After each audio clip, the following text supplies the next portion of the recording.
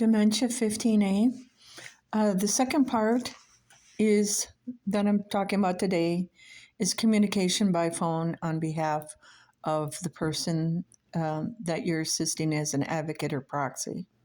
So the 15 addressed the address changes and relocation, and it was speaking from the standpoint of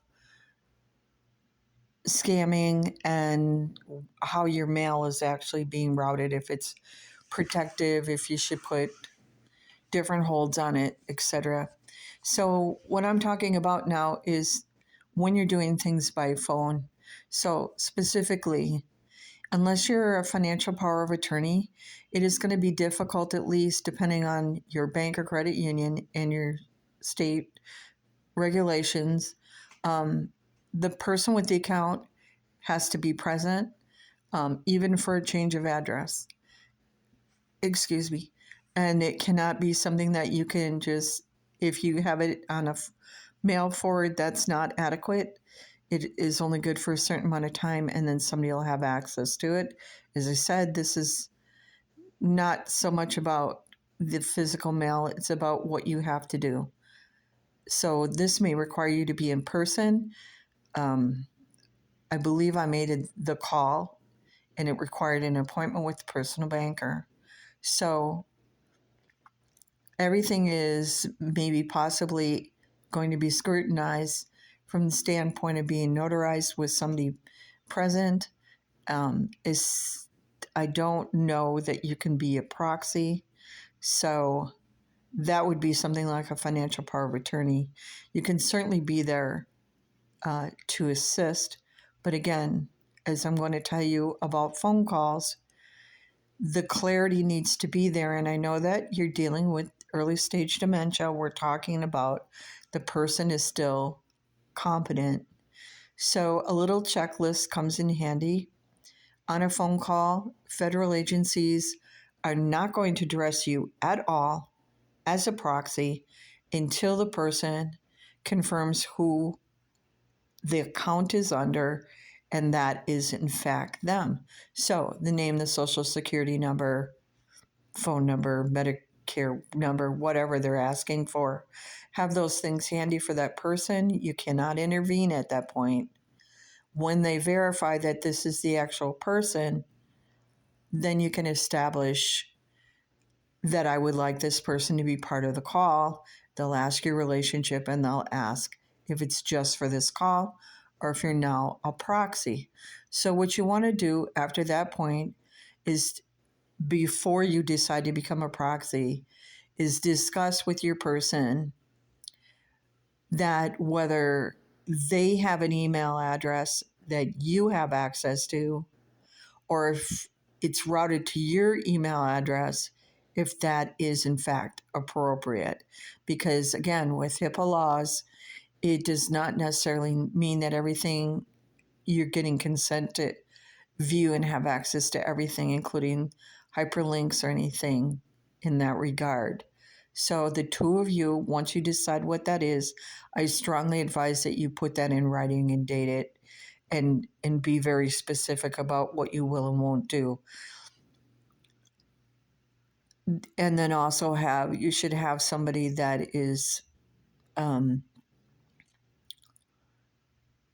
because passwords are not the kind of thing that people share, and they can be changed if they're shared, they are also going to affect online accounts. So you have to be very careful about whom is going to be sharing those things. And when the person becomes incompetent, that will change everything. But at this point, you still want to have some things in writing. So this is the way it's going to primarily be. My only other thing that I want to mention quickly is when you're dealing with HMOs or something in that regard, they may want to provide a new service, a different standard of how they're going to process your forms, whatever it is. Be very careful as the proxy when you address these things that they were not in a senior or a gold account, because it's probably a grandfathered in premium and deductible. And similar to changing internet services, etc., when they upgrade your services, sometimes they're only able to do that if you're a new customer. They'll allow you to keep your same general information, and they're just going to offer you a new service contract. So be very careful, because even though nothing is changing in there, granted, we're talking about speaking to them about change of addresses, but be careful if you continue further as a proxy, if you're doing something more than assisting them with that, that it doesn't affect anything grandfathered in, and make sure that you ask those questions and know what the consequences would be.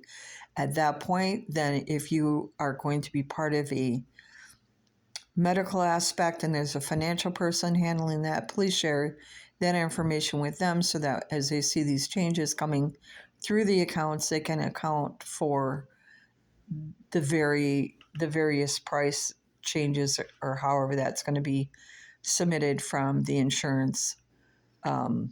If it is an auto pay, however that's going to be processed. So you do have to be mindful of HIPAA laws, even if you are a proxy. The medical aspect of it is really not part of what you're going to be discussing. You're only going to say that there's some kind of a rate change. You do not go into details on why their medical preferences were chosen, and vice versa. It's just, you don't want to muddy what's being shared back and forth within reason. And then thank you so much again for listening to the second part of 15. Bless you and yours. You're greatly appreciated for what you do, and it takes a lot of courage and devotion. Bye for now.